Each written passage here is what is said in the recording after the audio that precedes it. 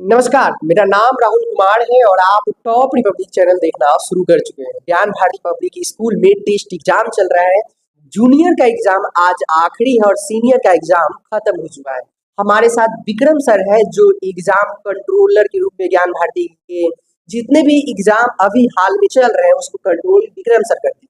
Vikram sir से जानेंगे कि इसकी कंट्रोल मैनेजमेंट कैसे की जाती है और वो क्वेश्चन का आपको हम दिलवाने का प्रयास करेंगे। अगर ये पेरेंट्स वीडियो देख रहे हैं तो उनके लिए भी बेनिफिट है, अगर कोई स्टूडेंट वीडियो देख रहा है तो उसके लिए भी बेनिफिट है। कैसे हैं सर आप? अच्छे है राहुल जी। एक्चुअली मुझसे पहले एग्जाम कंट्रोलर निखिल सर थे। मैं उनका एक सहयोगी था लगभग 3-4 सालों तक। 3-4 सालों तक उनकी मदद करता था। वो जो करते थे वो मैं सीखता था। धीरे धीरे जब उनको लगा कि मैं भी अब कर सकता हूँ तो उन्होंने 1-2 साल तक मेरी मदद की कि कैसे करना है, और उसके बाद से मैं सारा काम खुद कंटिन्यू करता हूँ। सर परीक्षा की जो तैयारी होती है उसकी जो प्रक्रिया होती है उसकी तैयारी आपने कैसे किया? एक्चुअली बच्चे परीक्षा की तैयारी दोनों के लिए है। शिक्षकों के लिए भी है और बच्चों के लिए भी है। और आई थिंक एग्जाम जो है वह बच्चों के लिए एक सेलिब्रेशन है, एक फेस्टिवल है। नहीं, जैसे कि हमारे हिंदू धर्म में जितने भी त्योहार हैं वो किसी न किसी एक्सीडेंट से जुड़ा हुआ है। छठ होता है, उसमें माना जाता है कि धान की कटाई होती रहती है। नहीं, होली होता है, उससे माना जाता है कि गेहूं की कटाई होने वाली है। उसी प्रकार एग्जाम जो होता है वो बच्चों का फेस्टिवल है। अच्छा, मेंटली रूप से उसको प्रेशर ना पड़े इसलिए फेस्टिवल का नाम दिया। सर बच्चों क्वेश्चन होते हैं उसके जो पेपर होते हैं उसकी जो सुरक्षा होती है आप पहले से तैयार करते हैं उसको सिलेबस वाइज। इसमें बहुत सारे टीचर भी आप लगाते हैं, लेकिन उसकी सुरक्षा की जो मेंटेनेंस है वो कैसे रखते हैं? कहाँ ऐसी जगह रखते हैं जो पेपर लीक ना हो जाए? आप तो जानते ही हैं बिहार में अक्सर जो है क्वेश्चन लीक हो जाते हैं, उसकी आप सुरक्षा कैसे निगरानी करते हैं? एक्चुअली परीक्षा की तैयारी हम लोग 20-25 दिन पहले कर देते हैं। मतलब 20 से 25 दिन पहले हम लोग शिक्षकों से क्वेश्चन बना के हम लोग ले लेते हैं और क्वेश्चन टाइपिंग स्टार्ट हो जाता है। और 20-25 दिन पहले से हमारा क्वेश्चन टाइपिंग भी स्टार्ट हो जाता है। और एक हमारा एग्जाम कंट्रोल रूम आपने देखा होगा। हाँ, मैंने देखा। हाँ, उसमें सारा रहता है। उसमें 2-3 आदमी को ही राइट है जो खोल सकता है उस रूम को, उसके अलावा कोई उसको नहीं खोल सकता है। तरीका होता है सर, कौन से बच्चे किस सीट पे बैठेंगे, रोल नंबर वाइज बैठाते हैं या फिर एक चूज किया जाता है कि 2 क्लास के बच्चे इस रूम में बैठेंगे, कैसे उसको मैनेजमेंट करते हैं केंद्र का? एक्चुअली इसमें कुछ खास माइंड हम लोग नहीं लगाते हैं। बस एक बेंच पर, जैसे बड़ा बेंच है उस पर 3 बच्चे बैठते हैं। तीनों बच्चे 3 क्लास के होंगे। जैसे रोल 1, उसके पीछे जैसे 5 क्लास का एग्जाम हो रहा है, फर्स्ट बेंच पर अगर फर्स्ट रोल 1 है तो सेकेंड पीछे होगा रोल 2, उसके पीछे होगा 3, उसके पीछे होगा 4। फिर उसके बगल में मान लीजिए कि 4 क्लास बैठा है तो उसका रोल 1, 2, फिर 3। मतलब बच्चे मिक्स होते हैं। इसमें हम लोग 6 से लेकर 10 तक का एग्जाम एक साथ लेते हैं। ओके। ठीक है। और वह प्ले हाउस से लेकर 5 तक का एग्जाम हम लोग एक साथ लेते हैं। इसमें प्ले हाउस से लेकर 2 तक के बच्चों के सीट में किसी प्रकार की कोई परिवर्तन नहीं की जाती। बच्चे हैं नहीं। और 3 से लेकर 10 तक के बच्चों का सीटिंग अरेंजमेंट में हम लोग हर क्लास के बच्चों को मिक्स कर देते हैं ताकि वह नकल ना कर सके। सर एक शब्दों में पूछा जाए कि टेस्ट एग्जाम स्टूडेंट के जीवन में क्यों महत्वपूर्ण? एक्चुअली पढ़ाई हम जो करते हैं उसका फीडबैक के लिए टेस्ट देते हैं। हमने क्या पढ़ा है क्या नहीं पढ़ा है, फीडबैक के लिए देते परीक्षा का जो शेड्यूल होता है सर उसको कैसे निर्धारित किया जाए? हैं। एक्चुअली 4 परीक्षाएं हम साल में लेते हैं। हर 3 मंथ पर एक एग्जाम हम लोग लेने का कोशिश करते हैं। इससे क्या होता है ना कि 2 या 3 मंथ में बच्चे ने जो भी सीखा है पढ़ा है वह कॉपी पर प्रस्तुत कर सके। कोई क्वेश्चन पेपर जब प्रिंटिंग होती है तो उसमें बहुत सारे ऐसे बच्चों को दिया जाता है जिसमें सही ढंग से नहीं दिखता है, तो क्या उसको दूसरा प्रोवाइड की जाती है या फिर कोई किसी और कॉपी मिला और उसकी कॉपी कम पड़ गई तो उसको क्या दूसरी कॉपी प्रोवाइड की जाती है?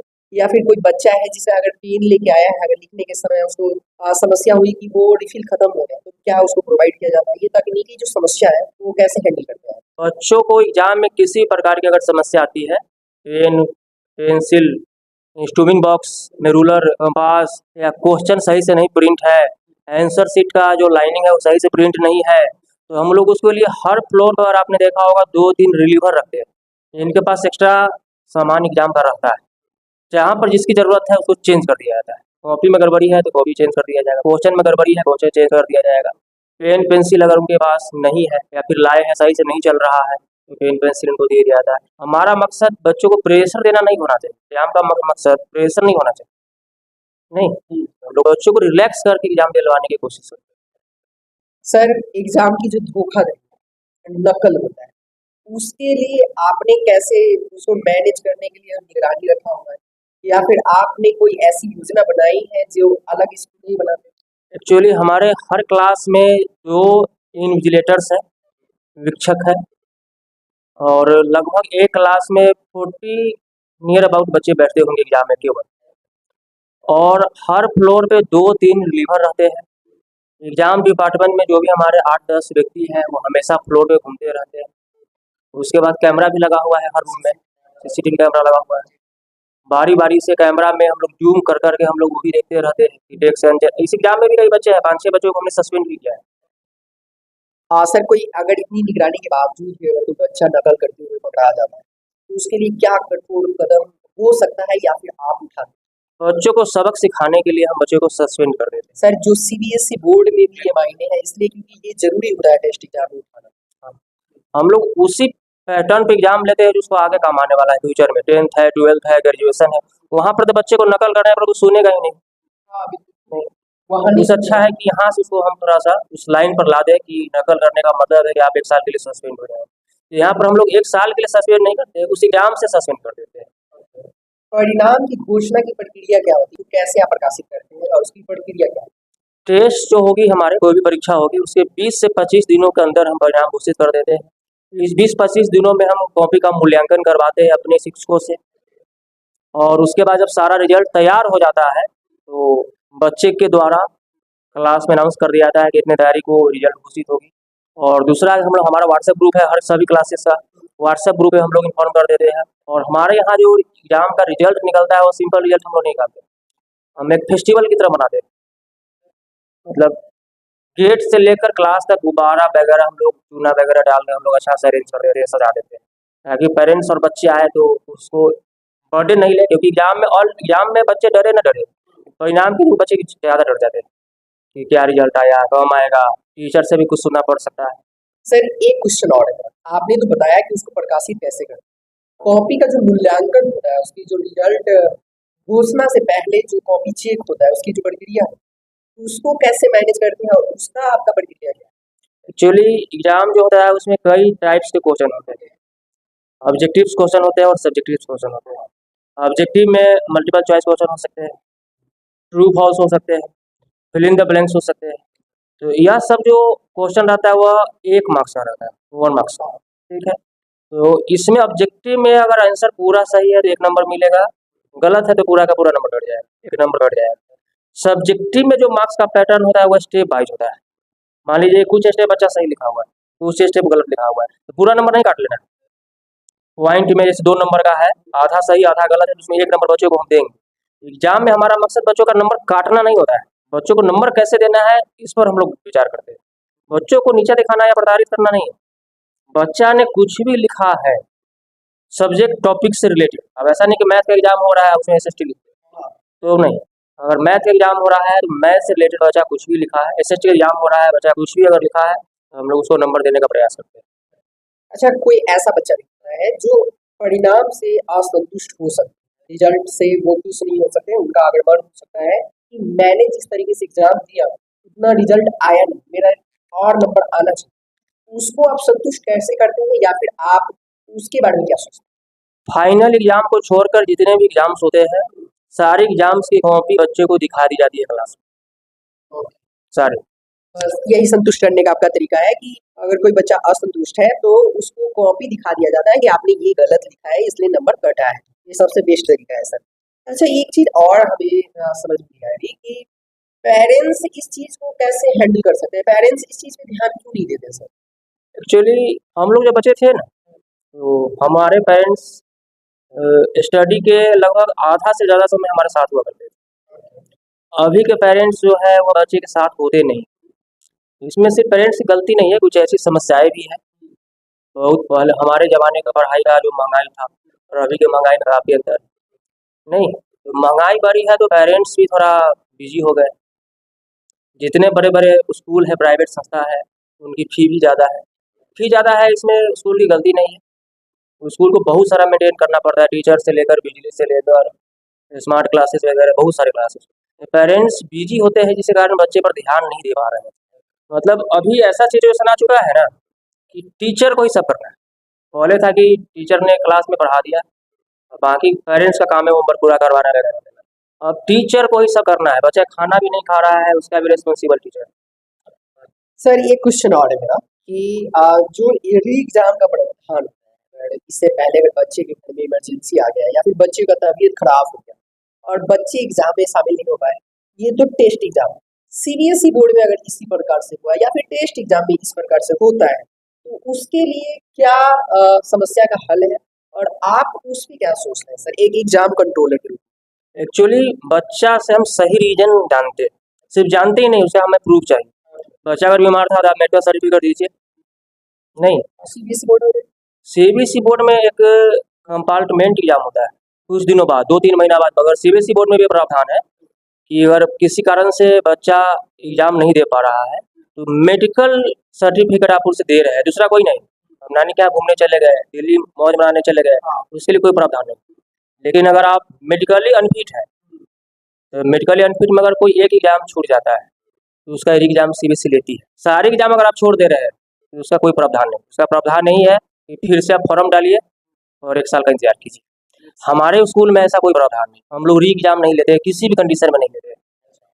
किसी बच्चा का एग्जाम छूटता है फिर क्या हम लोग उसका एक सही रीजन लेते हैं, प्रूफ लेते जरूर है, जैसे बोर्ड होता है, करते? और बाकी जो एग्जाम में उसका मार्क्स है, उसके आधार पर हम लोग एवरेज मार्किंग कर देते हैं।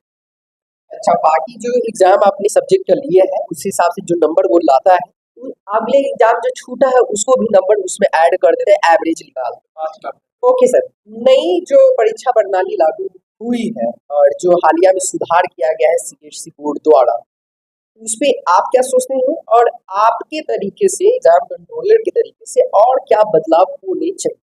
एक्चुअली शुरुआत से ही सीबीएसई बोर्ड हो, आईसीएसई बोर्ड हो या बिहार बोर्ड हो, वो एक कोई भी सिस्टम निकालता है एग्जाम का या फिर स्टडी का पैटर्न, वो कुछ दिनों तक चलता है। जब उसमें कुछ खामियां पाई जाती है तो उसे सुधार करने की कोशिश करती है, और जितनी बार सुधार होती है ना उतना वह चीज़ अच्छा होता चला जाता है। नहीं, अब हम लोग भी सुधार करते हैं। हम लोग भी मतलब पहले एग्जाम सिर्फ 2 एग्जाम हम लोग लेते थे, एक 6 महीना बाद लिए और एक बार सिर्फ फाइनल का एग्जाम लेते थे। अब है सो लगभग साल में हम लोग 4-5 एग्जाम देते हैं। नहीं, 4-5 एग्जाम में हमारा जो एक एग्जाम फाइनल होता है वो हम 100 मार्क्स का लेते हैं। उसमें ज़्यादातर हम लोग सब्जेक्टिव क्वेश्चन रखते हैं और कम ऑब्जेक्टिव रखते हैं। सब्जेक्टिव ज़्यादातर रखने से क्या होता है कि बच्चे का लिखने का कैपेसिटी भी हम जान पाते हैं। नहीं, किसी खास टॉपिक पर बच्चे कितना ज़्यादा देर तक लिख सकते हैं, कितना सोच सकते हैं, इससे पता चल जाती है। नहीं, और बाकी जो एग्जाम्स होते हैं 3 या 4 हमारे साल में, उसमें हम 25 मार्क्स के एग्जाम कभी लेते हैं, कभी 50 मार्क्स का लेते हैं। उसमें ज़्यादातर हम ऑब्जेक्टिव क्वेश्चन रखते हैं। सर अभी जो हाल ही में एग्जाम खत्म हुआ है, जैसे जूनियर और सीनियर का, तो क्या कहेंगे उसको, शुभकामनाएं अगर आपको देना हो या फिर अब एग्जाम उनका खत्म हो गया हो, तो मेंटली रूप से वो भरते होंगे और बहुत सारी चीज सोच रहे होंगे, जिनका एग्जाम सही ढंग से नहीं गया होगा तो वो थोड़े से डिप्रेस भी हो सकते हैं, उसको आपका क्या सजेशन होगा? मैं बस उन बच्चों को यही कहना चाहूँगा जिनका एग्जाम अच्छा से गया हो या फिर जिनका एग्जाम अच्छा से नहीं गया हो, दोनों अपने लाइफ को चिल करें। जो होना था हो चुका है। डिप्रेशन होने से ना मार्क्स बढ़ने वाले हैं, ना ही उनको दोबारा क्वेश्चन पेपर दिया जाएगा। उससे अच्छा है कि जो होना था हो चुका है। नहीं, जो हम लोग कहते हैं ना कि जब जागो तब सवेरा है, ये हमारे महान पुरुषों ने कहा है, कोई गलत नहीं कहा है। जो गलत हुआ उसको छोड़ देना है, अब आगे की पढ़ाई हमें करनी है।